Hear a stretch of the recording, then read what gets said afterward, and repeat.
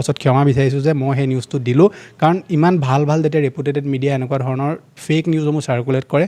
আমি লগতে UIDAI অফিচিয়েলছৰ তৰফৰ পৰা কেইটামান গুৰুত্বপূৰ্ণ তেওঁলোকে আপডেটো দিছে যে তেওঁলোকে এটা নতুন প্লেটফৰ্ম বনাই আছে, যিটো প্লেটফৰ্মত কি হ'ব, আপোনালোকক মই 30 অক্টোবৰ তাৰিখে যিটো কৈছিলোঁ যে আধাৰ কাৰ্ডৰ লগত ৰিলেটেড আপোনালোকে যিমানবিলাক কাম থাকিব, ধৰি লওক ফটো আপডেট, মোবাইল নম্বৰ আপডেটেই হওক বা ধৰি লওক আপোনালোকৰ নাম আপডেট, এইবিলাক আপোনালোকে ঘৰতে বহি নিজৰ মোবাইল কম্পিউটাৰৰ জৰিয়তে নৱেম্বৰ মাহৰ পৰা কৰিব পাৰিব।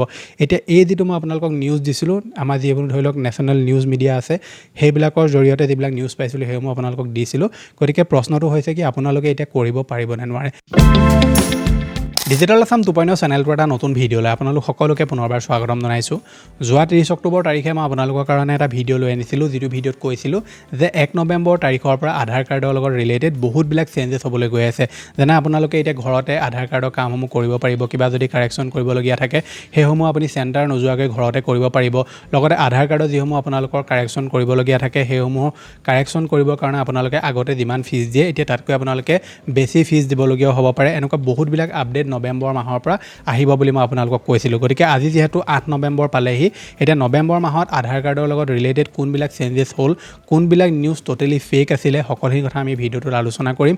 লগতে আধাৰ কাৰ্ডটো কোনসকল লোকে এতিয়া আপডেট কৰাটো বাধ্যতামূলক হয় সেই বিষয়ে আপোনালোকে এই ভিডিঅ'টোত জানিব পাৰিব। আধাৰ কাৰ্ডৰ যিটো মোবাইল নম্বৰ সেইটো আপুনি কেনেকৈ চেঞ্জ কৰিবগৈ লাগিব, আধাৰ কাৰ্ডৰ কোনবিলাক ফিচাৰ্ছ আহিবলগীয়া সময়ত আহিবলৈ গৈ আছে, আধাৰ কাৰ্ডৰ ৰিলেটেড কোনবিলাক ফিচাৰ্ছ আপোনালোকে এই 2 মাহৰ ভিতৰতে দেখিবলৈ পাব, সকলোখিনি কথা আমি এই ভিডিঅ'টোত ডিটেইলছত আলোচনা কৰিম। গতিকে ভিডিঅ'টো সম্পূৰ্ণৰূপে প্ৰথমৰ পৰা শেষলৈকে চাব।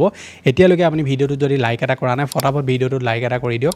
চেনেলটোলৈ যদি প্ৰথম আহিছিলে ছাবস্ক্ৰাইব কৰি লওক এনেকুৱা ধৰণৰ ইনফৰ্মেটিভ ভিডিঅ' ৰেগুলাৰ চাবৰ কাৰণে। আহক এতিয়া ভিডিঅ'টো আৰম্ভ কৰোঁ। এতিয়া আধাৰ কাৰ্ডত আপোনালোকে ধৰি লওক আগত কিবা এটা যদি কাৰেকশ্যন কৰিবলৈ যায়, বায়'মেট্ৰিক কাৰেকশ্যনে হওক বা আপোনাৰ ডেম'গ্ৰাফিক আপডেটেই হওক বা ডকুমেণ্ট ৰিলেটেড আপডেটে আপুনি যদি কৰিবলৈ যায়, যিমানটো আপোনালোকে ফিজ আগত দিব লাগে এতিয়া তাতকৈ আপোনালোকে বেছি ফিজ দিব লাগিব।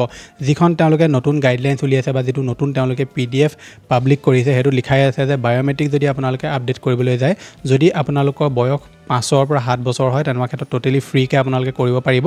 বা যদি আপোনালোকে 15 পৰা 17 বছৰ বয়সৰ ভিতৰত যদি আপুনি বায়'মেট্ৰিক আপডেট কৰিবলৈ যায় তেতিয়াও আপুনি ফ্ৰীতে কৰিব পাৰিব। মানে যেতিয়া আপোনালোকে নতুনকৈ আধাৰ কাৰ্ডটো বনায় সেইটো টোটেলি ফ্ৰী থাকে আৰু সেই যিটো বায়'মেট্ৰিক হ'ব সেইটো টোটেলি ফ্ৰী হ'ব।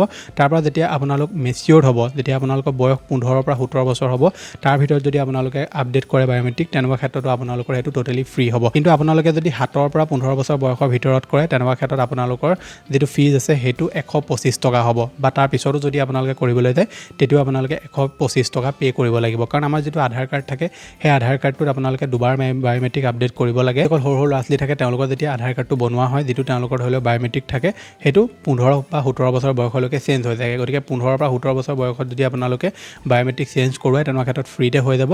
কিন্তু আপোনালোকে 7 পৰা 15 বছৰ বয়সৰ ভিতৰত যদি কিবা কাৰণত বায়'মেট্ৰিক চেঞ্জ কৰোৱায় বা ধৰি লওক 17 বছৰ পিছত যদি কিবা কাৰণত চেঞ্জ কৰে তেনেকুৱা ক্ষেত্ৰতো আপোনালোকে 125 টকা পে' কৰিব লাগিব।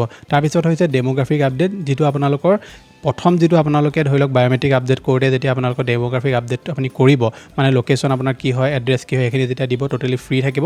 কিন্তু তাৰপাছত যদি আপুনি ছেপাৰেটলি কৰিবলৈ যায় তেনেকুৱা ক্ষেত্ৰত 75 টকা আপুনি পে' কৰিব লাগিব। বাকী ডকুমেণ্ট ৰিলেটেড যিটো আপডেট সেই আপডেটটো এতিয়া তেওঁলোকৰ এনেকুৱা যে আপোনালোকে 14 জুন 2026 চনলৈকে ডকুমেণ্ট যদি আপডেট কৰে তেনেকুৱা ক্ষেত্ৰত আপোনালোকৰ এইটো টোটেলি ফ্ৰী থাকিব। কিন্তু তাৰপাছত যদি আপুনি কৰিব যায় আধাৰ চেণ্টাৰত যদি কৰিবলৈ যায় তেনেকুৱা ক্ষেত্ৰত আপোনালোকে 75 টকা পে' কৰিব লাগিব।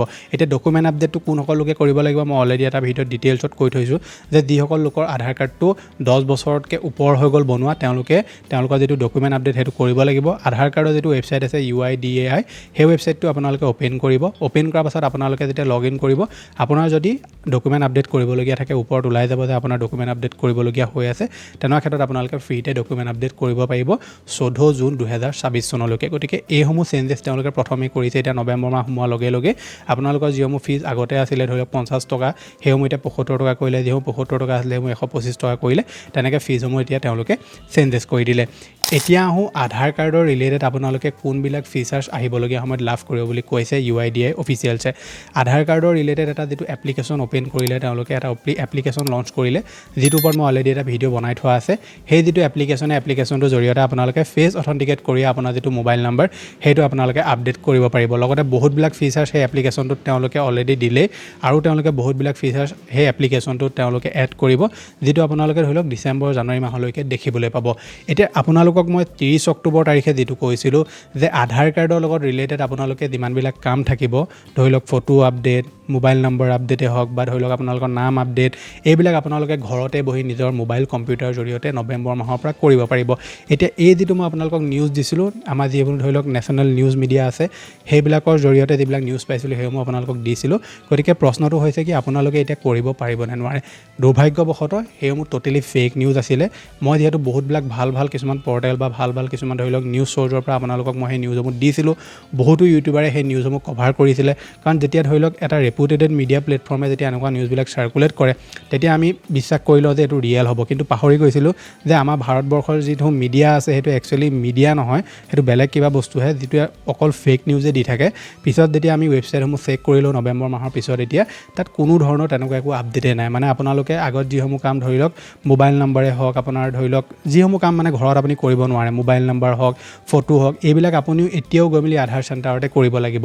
কিন্তু যিটো এপ্লিকেশ্যন তেওঁলোকে লঞ্চ কৰিছে, সেই এপ্লিকেশ্যনটোত আহিবলগীয়া সময়ত এটা বস্তু তেওঁলোকে এড কৰিব, যেনেকৈ মোবাইল নম্বৰটো আপডেট কৰাটো আপুনি ঘৰতে কৰিব পাৰিব। বাকী ৱেবছাইটত যে তেওঁলোকে দি আছিলে যে 1 নৱেম্বৰৰ পৰা আধাৰ উৎসৱ আমি পালন কৰিম, আধাৰ ৰিলেটেড এইবিলাক বস্তু চেঞ্জ হৈ যাব, এইসমূহ টোটেলি ফেক নিউজ, বাকৱাছ আছিলে।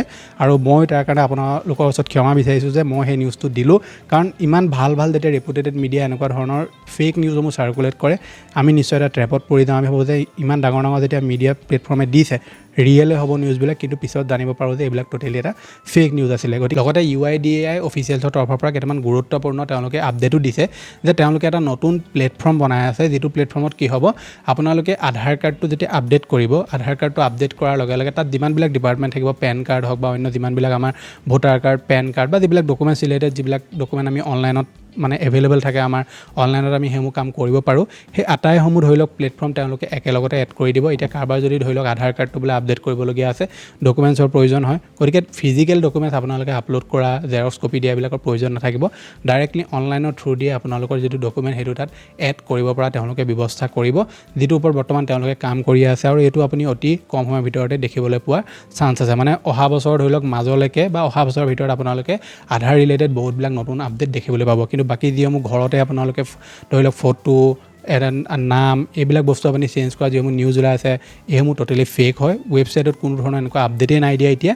ৱেবছাইট আগত যেনেকুৱা আছিলে এতিয়াও তেনেকুৱাই আছে, কিন্তু আধাৰ যিটো এপ আছে সেই এপটোত কিছুমান ভাল তেওঁলোকে ফিচাৰ্ছ দিছে, যেনে আধাৰ কাৰ্ডটো আপুনি বেলেগৰ লগত শ্বেয়াৰ কৰিবলৈ হ'লে কি বস্তু শ্বেয়াৰ কৰিব বিচাৰে সেইবোৰ আপুনি নিজে চিলেক্ট কৰিব পাৰিব। আধাৰ কাৰ্ডটো আপুনি মাস্ক আধাৰ বনাব পাৰিব।